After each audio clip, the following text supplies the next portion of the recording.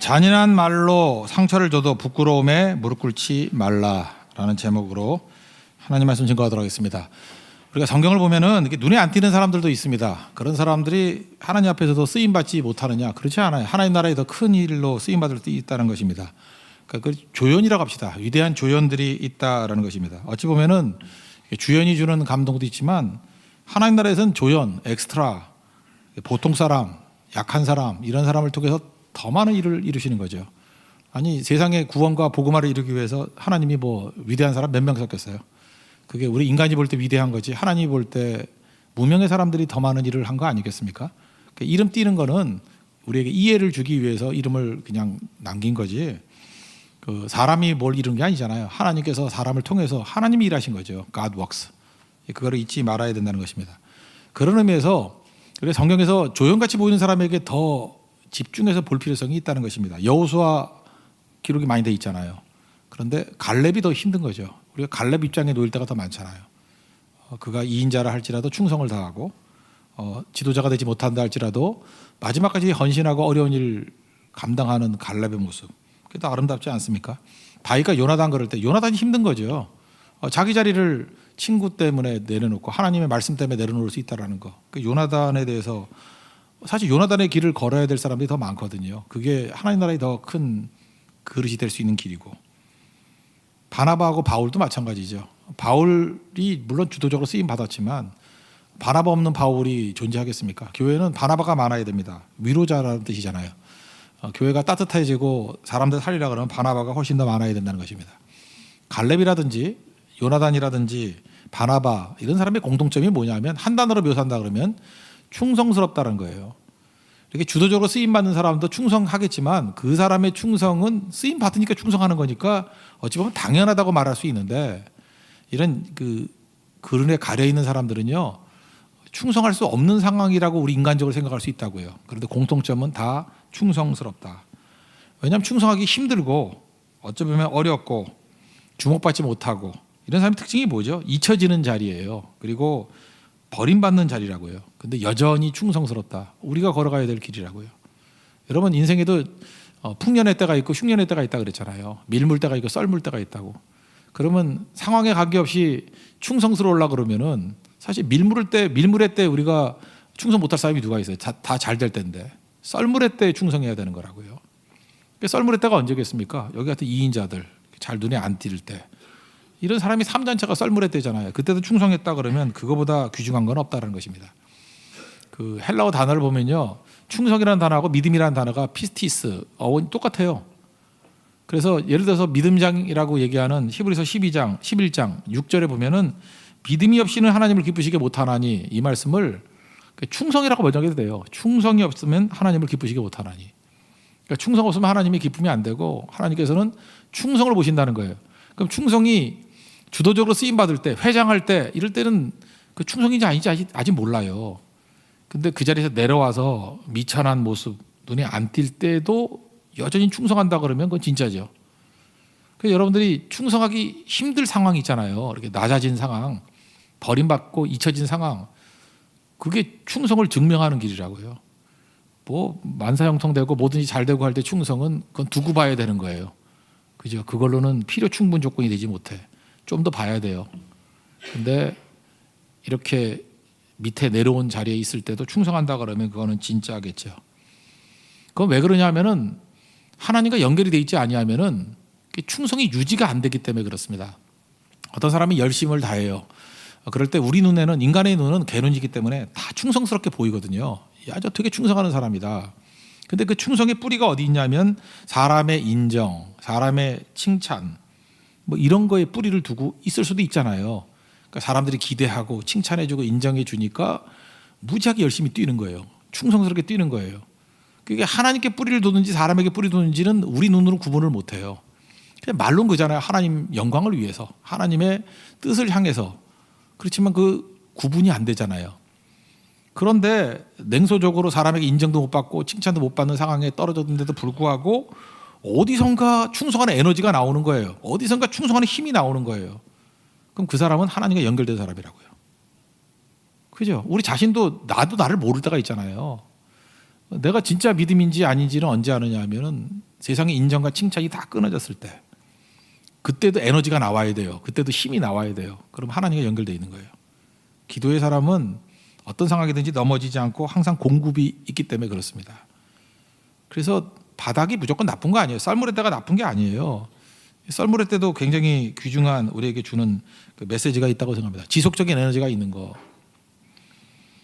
저도 이제 어려움을 당했을 때가 있는데, 어려움 뭐 딴 게 아니에요. 고독이에요. 고립되고 뭐 상처받고 뭐 만날 사람도 없고, 되게 이제 고난을 당하면 썩는다 그래요. 망친다고. 그 원래 그러거든요. 고난이 무서운 거예요. 고난이 왜 무섭냐면은 사람을 망치기 때문에 그렇습니다. 근데 지나놓고 보니까 그렇게 망치지도 않고 죽지도 않고 뭔가 에너지 공급이 있었더라고요. 그게 하나님 말씀이었어요. 제가 고난의 시기 동안에 제일 좋아했던 말씀이 시편 119편 92절인데, 이거 읽다가 제가 무릎을 쳤어요. 주의 법이 나의 즐거움이 되지 아니하였다면 내가 내 고난 중에 멸망하였으리이다. 고난 중에 멸망해야 되는데 멸망 안 된 이유가 뭐냐 하면 하나님 말씀이 내게 즐거움이 됐기 때문에. 그게 살린 거예요. 그러니까 하나님 말씀이 즐거움이 됐다는 얘기는 뭡니까? 연결이 돼 있으니까 에너지가 나오고 힘이 나오고 사는 거예요. 지금도 보면요, 고된이고 힘든 일 그거 계속 하는 사람이 있죠. 사람이 인정도 안 해주고 칭찬도 안 해주고, 근데 계속 할 수 있는 힘, 그럼 뭐 어딘가 에너지가 나와야 될 거 아니에요. 하나님과 연결된 사람이에요. 반면에 맨날 그 냄비 같은 사람이 있죠. 눈에 보였다 안 보였다, 사람이 인정해주면 바로 뛰고, 자기가 뭐 주도권을 가지고 있으면 뭐 연락에 뛰고, 그러다가 또 안 보여. 그 사람의 특징이 뭐냐 하면 우리가 그걸 아는 거예요. 그건 가짜예요. 그 하나님께 연결된 게 아니에요. 사람이 인정과 칭찬에 연결된 거예요. 그래서 교회는 이렇게 시간이 가면서 이렇게 사람을 걸러내는 거거든요. 걸러내고 좋은 사람으로 변화시키든지. 그게 교회 정화 작용입니다. 하나님 앞에 쓰임 받는 모습이라는 것입니다. 그런 의미에서 하나님 앞에 언제든지 충성할 수 있는 그 모습이 있어야 된다는 것입니다. 오늘 보니까 아브라함은 주도적으로 쓰임 받는 사람인데, 아브라함 밑에서 엘리에셀이라는 사람이 있거든요. 이 사람이 종이에요. 종인데 이 사람은 눈에 띄지 않는데도 불구하고 아브라함만큼 충성했던 사람이에요. 그래서 이 엘리에셀의 기도가 아브라함의 기도고, 아브라함의 기도가 엘리에셀의 기도가 되고, 엘리에셀의 비전과 꿈이 아브라함의 비전과 꿈이고, 이게 막 섞여 있어요. 저 24장을 읽어보면 이게 지금 엘리에셀 얘기야, 아브라함 얘기야, 이게 잘 구분이 안 돼요. 우리가 교제를 나누다 보면요, 그 기도가 섞여요. 그 어제도 제가 이렇게 그 뒤풀이를 하면서 얘기를 나누다 보니까, 그 저하고 대화를 나누는 형제 얘기를 나누고 보니까 그 내 비전인데 자기 비전이야. 물론 설교 들어서 그런지도 모르겠어. 헷갈린 거야. 이거 내 생각인데 얘가 나를 갖다가 권면을 해. 그 무슨 일이 아니에요. 그래서 느낀 게 뭐냐 하면, 우리는 기도가 섞여 있구나. 기도가 섞여 있어요. 저도 그 형제하고 몇 번 얘기를 나누지 않았지만 제 기도 내용 가운데 그 형제의 기도가 들어와 있어요. 내가 그 형제를 만나지 않았다 그러면 그런 기도 안 해요. 근데 그 기도가 나와. 기도가 섞이더라고. 꿈도 섞이고. 그래서 아브라함의 모든 것이 아브라함 것만이 아니에요. 아브라함 오리지널이 아니에요. 엘리에셀도 상당히 들어가 있다고. 우리 가운데도 그래서 공동체가 중요한 거예요. 이건 공동체의 기도고 공동체의 꿈이에요. 그래서 여러분들 2인자가 되고 뭐 이런 것들 너무 작게 생각할 필요 없다는 것입니다. 세상 사람들은요, 눈에 띄는 걸 다기 원해요. 위대한 쇼맨에 나왔던 뭐 This Is Me라는 노래가 있다면서요. 그 제가 어저께 한 20번은 들은 것 같은데, 뭐 나는 어둠에 익숙한 사람이다, 뭐 그런 거죠. 뭐 숨어버리라고 사람들은 말을 한대요. 그리고 세상에 대해서 이렇게 부정적으로 얘기해요. 네 실수는 아무도 받아주지 않을 거고, 상처는 부끄러운 것이고, 도망치라고, 누구도 너를 사랑하거나 선택하지 않을 거라고, 이런 얘기들이 막 들려온다는 거예요. 근데 자기 반응이에요. 나는 그 더스트, 먼지같이 되지 않을 거라고, 나를 위한 자리가 분명히 있을 거고 나는 영광스러운 존재다. 그 세상의 얘기에 대해서 억셉트하지 않고 부정하고 I am who I am, 나는 나라는 거예요. 그러고 난 다음에 이제 대비를 해요. 세상에 어떤 도전이 온다 할지라도, 그 잔인한 말로 내게 상처를 준다 할지라도 거대한 파도로 날려버린다고. 마치 그 주품의 찬양과 똑같죠. 거친 파도 날 향해 와도 주와 함께 날아오른다고. 뭐 그거나 똑같은 것 같아. 그죠? 주제가 똑같아요. 이겨낸다고.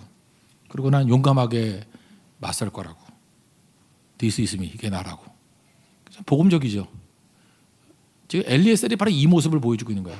사람들은 그에게 막 상처를 주고 너 바보짓 하니? 그래도 아니라고. 나는 하나님 앞에서 동일한 비전을 갖고 약속을 받고 꿈을 갖고 넘어지지 아니하고 나는 나의 모습으로 I am who I am으로 충성을 다해 살아갈 거야. 그게 영광이죠. 그러면 엘리에셀이 뭔 놈의 상처를 입었냐 그러는데 이 상처를 입었죠. 그 창세기 15장을 읽어보면 2절에 아브라함이 아들이 안 생기니까 하나님 앞에 좀 투정투의 기도를 해요. 하나님 내게 뭘 주시겠습니까? 이렇게 물어요. 그래서 불만이 가득한 거죠. 나는 자식이 없습니다. 근데 하나님은 약속은 너무 황당해요. 맨날 뭐 자식 갖고 뭐 하늘이 별것같이 된다고 하니까. 나의 상속자 이 다메섹 엘리에셀이니이다. 나의 상속자는 이 다메섹 엘리에셀입니다. 이런 말이 나와요. 이게 지금 여기 24장에 나오는 이 늙은 종이거든요. 다메섹 엘리에셀.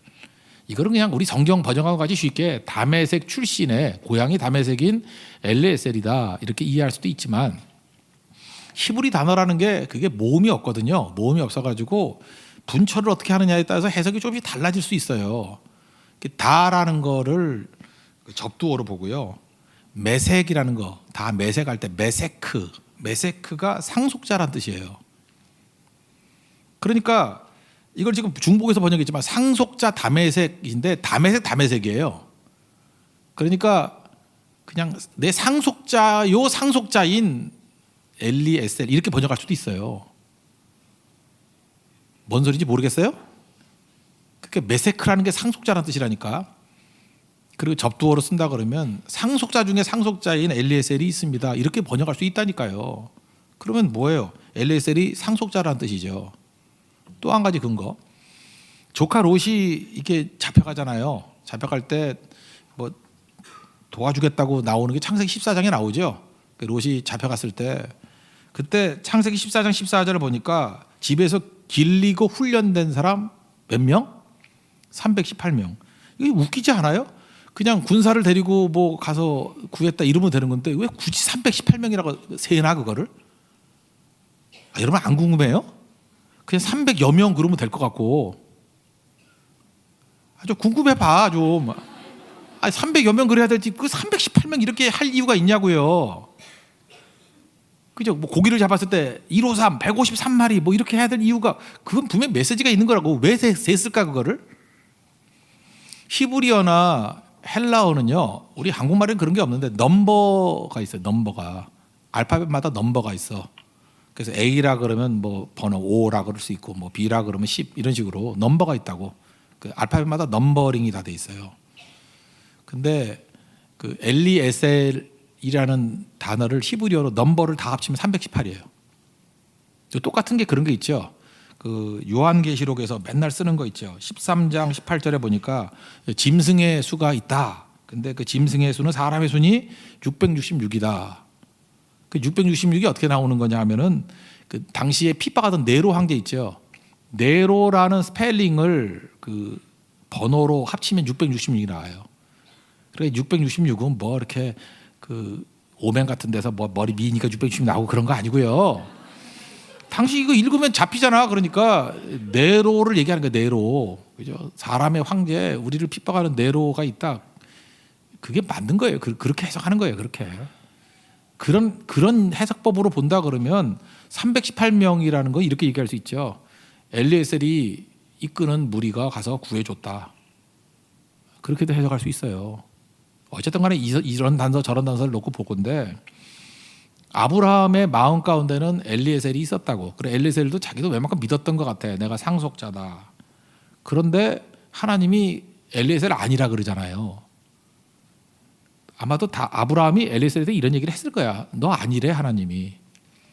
그럼 여러분들 무슨 감정이 느껴지겠어요? 하나님께 버림받은 감정. 왜 나는 왜 안 쓰시지? 우리 교회에서도 그러지 않아요? 뭐 이렇게 준비 현장 하라 그랬다가 아니야 너 말고 딴 사람이 더 좋은 사람 나와서 이렇게 시키면 나 버렸네. 이런 거 그죠? 아까도 율동하니까 재밌네. 이렇게 율동하는데 그죠? 이렇게 미스터 차가 이렇게 율동을 막 하고 있다가 잘 모르니까 그죠? 무슨 걸그룹 흉내내는 여자가 나와가지고 대신하잖아요, 이렇게 율동을. 그럴 때 내려갔을 때 무슨 기분이 들겠어요? 나 버림받았네. 그게 엘리에셀이에요. 그때 또 다른 율동을 하니까 또 다시 올라왔죠. 상심 안 하고 또 올라올 수 있는 게 그게 엘리에셀이야. 이제 아시겠죠? 나는 낙심하고 집에 갈 줄 알았어. 미스터 차가 차 타고 갈 줄 알았는데 다시 올라오잖아요. 지금 엘리에셀의 심정 아시겠죠? 섭섭한 거예요, 무지. 내가 상속자라 그랬는데 하나님이 적극적으로 아니래. 넌 상속자 아니야. 네 몸에서 날 자가 상속자야. 이삭이야. 뭐 나중에 이삭이라는 걸 알게 되겠지만. 그래서 이삭이 태어났습니다. 어찌 보면은 요나단하고 똑같은 스피릿이에요. 내가 올라갈 왕자리인데 다윗에게 물려주는 거잖아요. 내가 서야 될 자리였는데 이삭이 태어나서 이삭이 된 거잖아요. 근데 이삭의 아내를 구해오래요. 그러면 못생긴 여자, 이상한 여자 데리고 올 수도 있죠. 내가 마음이 삐뚤어지는 거야. 나만 그렇게 생각하나? 이게 설교가 안 되네. 나하고 이게 다른 사람인 것 같아요, 여러분들은. 나만 악질이에요? 나 잠깐 그런 생각했거든. 이삭의 아내를 데리고 오라 그러면 대충 건강한 여자 데리고 오면 되는. 근데 최선을 다하는 모습이 20장에 나오잖아요. 이게 엘리에셀이라는 거예요. 여기 늙은 종이 엘리에셀이거든요. 충성을 다하는 모습. 이거죠. 하나님께서 이걸 보신다는 거예요. 그러니까 우린 위치 때문에 위치에 따라서 높은 위치, 주역, 조연 그러면 충성도가 달라지는 건 가짜라는 거예요. 하나님께서 어느 타이밍이든 아니면 죽을 때까지든 그냥 이렇게 미천한 사람으로 쓰시는 거라고. 그 위대한 쇼맨들 보니까 뭐 키자가 뭐 난쟁이도 나오고 뭐 이렇게 여자 수염 나고 한 뭐 여자 못생긴 여자도 나오고 뭐 버림받은 여자도 나오고 뭐 가지각색 사회에서 이렇게 낙오자들 루저들이 나오더라고. 루저들은 세상에서 맨날 그런 얘기 듣잖아요. 너는 루저라고 아니라고 조롱 니네가 뭘 쓰임 받냐고. 당당히 나오잖아요. 당당히 세상과 용감하게 맞서겠다고. 이게 나라고. This is me. 엘리에셀이 그 자세를 갖고 나왔다고. 이게 복음이에요, 복음. 하나님께서 여러분들 한 사람 한 사람 너무나도 귀중하게 사용하신다는 것입니다. 그러면 This is me 하면서 내가 나다라고 나올 때 최고가 뭐냐면 일하는 거예요. 그냥 의식만 가지고 그래 마인드 컨트롤하면서 나는 귀중한 존재야. 나는 사랑받기 위해 태어났어. 뭐 나보다 귀중한 존재는 없어. 뭐 이러고 있으면 아무것도 안 되고 이게 진짜 나로 서기 위해서는 행동하는 거예요. 충성하는 거라고요. 헌신하는 건 나오죠. 섭사범을 띄고 일하잖아요 지금. 나는 아무 문제 없어. 거기서 끝나는 게 아니고 이삭의 아내를 데려오라 그럴 때 충성스럽게 최선을 다해서 그 일을 해내잖아요. 그게 충성이고 그게 믿음이라는 것입니다. 그러니까 중요한 거죠. 여기서 이 사람은 기도하는 사람이에요. 제가 우리의 고난에 대해서 3가지를 얘기했죠. 고난. 이거 분석 좀 해야 된다고요. 지난 새벽기도 때 했는데 언제 했는지 기억이 안 나네. 첫째는 템프테이션, 유혹이 있어요. 유혹. 고난 가운데 유혹이 있어요. 템프테이션, 유혹은 피해야 돼요. 그죠? 이렇게 보디바리 안에 유혹 이런 건 피해야 돼. 뭐 이렇게 뭐 음란한데 가는 거 뭐 이렇게 피해야 돼 그런 거. 그거는 이기는 거 아니에요. 피하는 거예요. 그다음에 트라이얼이라 해서 시련이 있어요. 시련은 이게 인내해야 돼요. 그래서 믿음의 에무나라는 믿음이 이 히브리어 단어가 견딘 버틴 그랬죠. 이건 버텨야 돼요. 견뎌야 돼요. 이거를 제대로 알아야 돼요. 이게 템테이션이냐 이게 트라이얼이냐. 이게 유혹이면 피해야 되고 트라이얼 시련이라 그러면 견뎌야 돼요. 근데 이걸 반대로 하면 안 되죠. 유혹을 견디고 내가 언제까지 버티나 보자. 유혹을 견디고 그 다음에 시련인데 시련이 이게 근육 생기게 만드는 거거든. 믿음은 환난은 인내를 인내는 연단 이게 멋을 생기는 거거든. 근데 이때는 잠깐 피해 버려요. 그러니까 맨날 그 지방밖에 안 남은 인생이 되죠. 근육도 하나도 없는 인생. 그러니까 넘어지는 거죠. 요거 구분을 잘해야 돼요. 그리고 3번째는 하나님이 주시는 게 있는데 하나님이 주신 건 시험이라고 해요. 테스트예요. 테스트는 통과하는 거예요. 창세기 22장에 나오는 이삭을 모리아산에서 바치라 그러는 거. 이건 통과하는 거예요. 테스트는 통과. 어떻게 통과하죠? 순종함을 통해서. 그런데 잘 보면요. 이 첫 번째 유혹하고 이 시험하고는요. 사실은 명확해요. 우리가 웬만큼 영적으로 깨어있다 그러면 이건 유혹이야. 유혹인 건 알잖아요, 그죠? 유혹인 거. 유혹 몰라요? 여러분 영적으로 깨어 있으면 이거 유혹인 거 모르냐고. 유혹은 알지요. 또 하나 시험도 알아. 테스트도 알아요. 테스트는 특징이 뭐냐면 하나님이 말씀하시는 거거든. 다만 이해, 납득, 공감이 안 될 뿐이야. 하나님 명확하게 얘기했잖아요. 아들 이삭을 모리아산에 바치라. 이낙공이라 그러는데 이해가 안 돼. 납득이 안 돼. 공감이 안 돼. 근데 하나님 말씀이에요. 그러더라도 이건 어렵지 않아요. 이해, 납득, 공감은 안 되지만 하나님 말씀이니까 그냥 순종하면 돼. 그러면 통과돼요. 그래서 사실 신앙생활 할 때 유혹하고 시험은 명확한 겁니다. 이건 명확해요. 이거 갖고 헷갈리는 거는 믿음이 없는 거지 뭐 이렇게 힘든 게 아니에요. 이거는. 그러니까 예를 들어서 시험 같은 게 이런 거죠. 먹고 살 문제가 막연해. 근데 주일에 예배를 못 드린 상황이야. 그럼 예배를 포기하고 그냥 먹고 사는데 갈 것인가? 이건 시험이죠. 그죠? 이거 순종해야 될 문제지. 이걸 뭘 따질 게 뭐 있어? 이건 불순종이지. 어려움이 있다 할지라도 명확하잖아요. 그래서 유혹은 피하는 거, 시험은 순종을 통해서 통과하는 거. 이거는 명확해요. 그래서 명확한 것이 인생의 95%예요. 내가 볼 때. 이거 잘하면은 문제는 없어요. 사실은. 이건 어려운 문제는 아니에요. 근데 정작 어려운 건 뭐냐면 시련이거든요. 시련은 답이 없어. 당장은.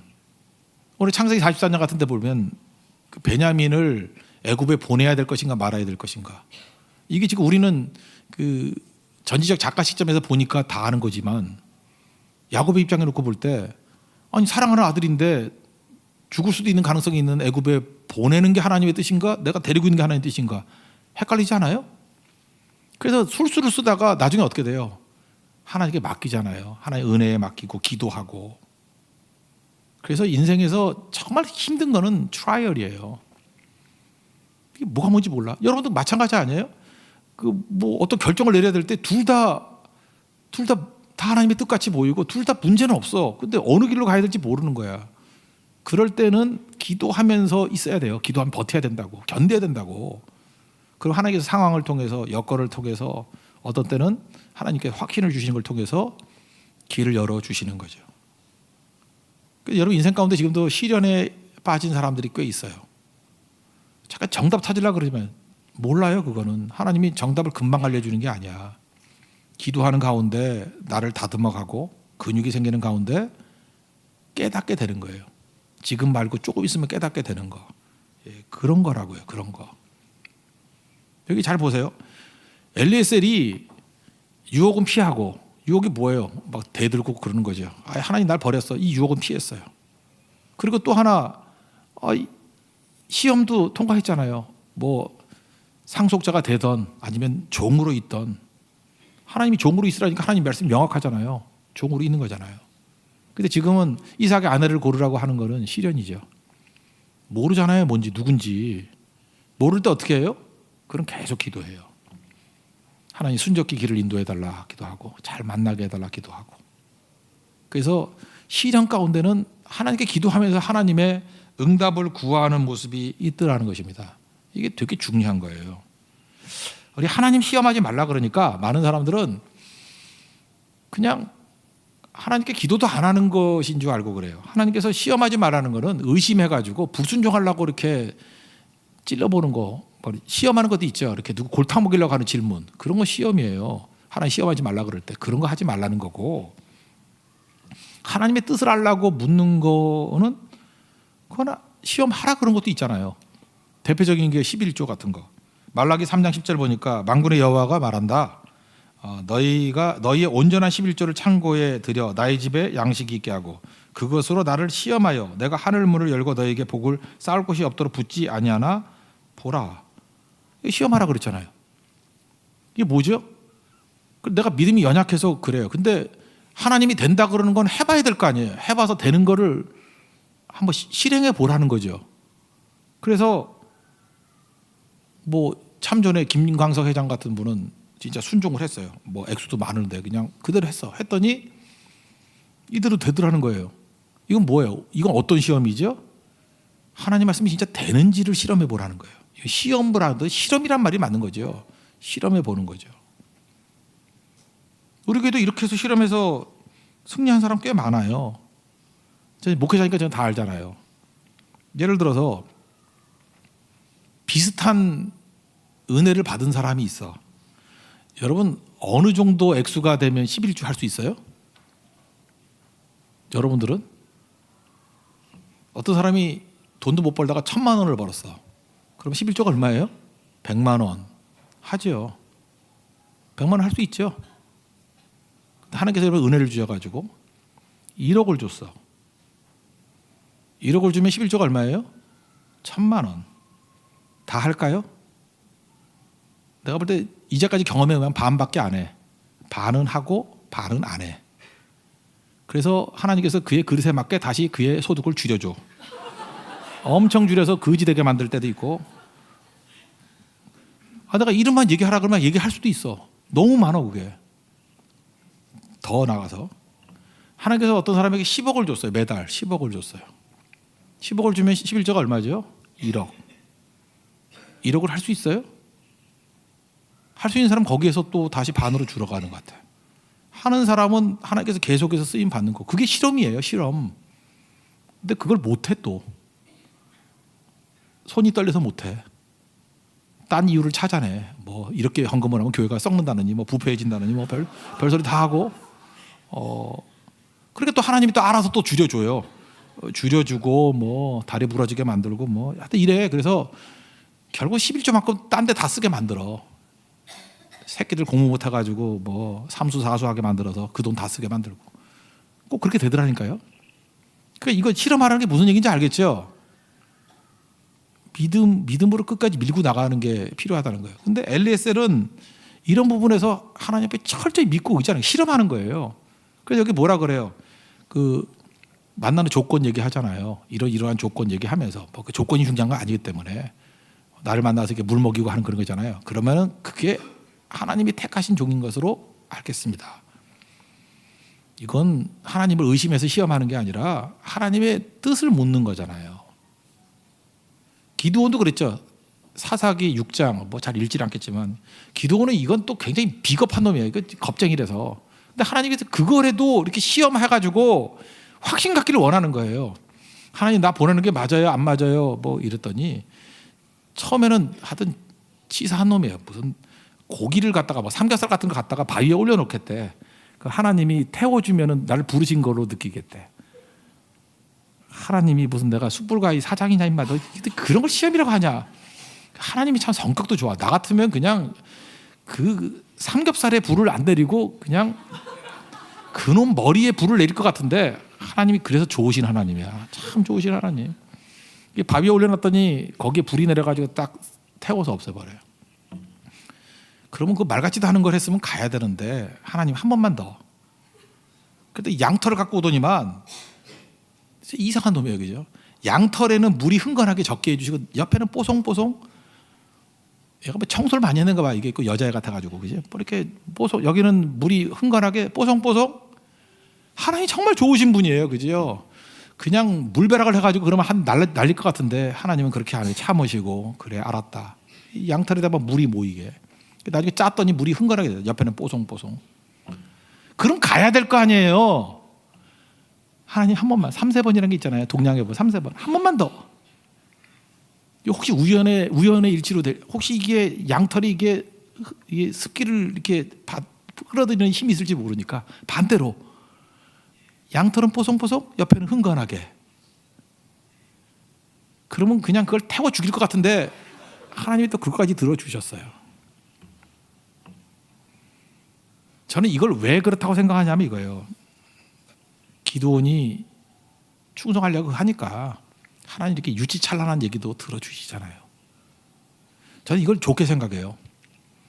충성하려고 할 때, 확인하고 하려고 할 때는 하나님이 이렇게 유치한 것까지 들어주시는 게 많더라고. 문제는 뭐예요? 하겠다는 거예요. 하겠다는 거. 헌신하겠다, 충성하겠다, 주를 위해 나아가겠습니다. 그럴 때는 뭐가 이상하게 되더라도 다 되더라는 거예요. 예 하나만 들어볼게요. 좀 유치한 예인데 어떤 뭐 한 중소기업쯤 되는 중소도 좀 큰 기업 있죠. 중소기업이라기보다 한 중기업쯤 되는 거예요, 그죠? 뭐 재벌까지는 안 되더라도 꽤 큰 데인데 아버지가 사업을 하고 아들이 이제 물려받는 경영 수업을 하고 있는 그런 집이래요. 제가 접한 교인은 아니에요. 들은 얘기인데. 근데 아버지가 이제 기계를 사야 되는데 이제 굉장히 비싼 몇십억짜리 기계를 사왔대요. 그리고 이제 고사를 지낸다고. 아버지가 아직까지는 경영을 하고 있으니까. 근데 자기는 교회 다니니까 고사는 아닌 것 같고. 그래서 고민하다가 기도를 했대요. 이게 시련이에요. 이제 뜻을 모르니까. 뭐 이거 명확히 하는 거지. 어떻게 자기를 안 하는 게 문제가 아니라 아버지를 어떻게 설득하느냐. 이건 시련이잖아요. 그래서 기도를 하기를 하나님 앞에 이렇게 기도를 했대요. 하나님, 우리 아버지가 회사 일 아침에 출근하면 회사 일부터 묻는데요. 손자 손녀에 대한 관심은 없고. 근데 내일 아침에 가가지고 아버지가 회사 일부터 안 묻고 항상 회사 일만 묻는 분이에요. 항상. 혹시라도 우리 손자 손녀 일을 물으면 하나님의 뜻을 알고 나 고사 안 지낼게요. 얼마나 유치해요. 꼭 기도원 수준의 기도잖아요. 믿음이 없으니까. 근데 그 다음날 아침에 회사에 출근했더니 아버지가 야, 그 손자 잘 있냐 이렇게 묻더래요. 깜짝 놀랐대요. 이 고사 지내지 말란 뜻이구나. 그래서 용기를 가지고 아버지께 얘기했대요. 나 신앙을 갖고 있고 고사는 지낼 수 없는 것 같습니다. 그랬더니 아버지가 그러더래요. 이미 고사 다 준비해놨으니까 지금 취소할 수는 없고 나도 체면이 있으니까 너 빠져도 된다. 그리고 어차피 네가 이후에 경영할 거니까 내년부터 고사 없다 그랬대요. 그래서 해결됐다라는 얘기예요. 저는 그 얘기가 되게 유치한 얘기라고 생각을 하지만 하나님께서 믿음이 연약할 때 진짜 순종하고자 애쓰는 사람에게 주시는 기드온 수준의 하나님의 사인이라고 생각을 합니다. 또 성경 아무데나 펼쳐가지고 오늘의 말씀 이런 거 하지 말고요. 그건 아니지만 진짜 하나님의 물으려고 할 때 기도하는 가운데 하나님께서 그렇게 보여주시는 경우도 있다라는 거예요. 목적은 뭐예요? 이렇게 하자가 아니라 순종하고자 하는 백성들에게 하나님께서 길 열어주신다는 거예요. 저는 엘리에셀의 이 모습을 봤으면 좋겠어요. 유혹도 아니고 그죠? 하나님의 테스트 통과하는 것도 아니에요. 좋은 거 하려고 하다 보니까 어떤 걸 선택할지 모를 때 기도하면서 하나님의 이 표징을 구하고 사인을 구했던 이 마음, 이거 배워야 된다는 것입니다. 하나님께서 그 사람에게 은혜 부어주시고 승리한다는 거예요. 여러분, 불순종을 위해서 성경 찾지 마십시오. 순종을 위해서 성경을 찾을 때 하나님께서 보여주시고 그 길을 인도해 주실 것입니다. 그 길 걸어가는 하나님의 종 되기를 축원합니다. 모두 자리에서 나가겠습니다. 주품에 품으소서 찬양하겠습니다.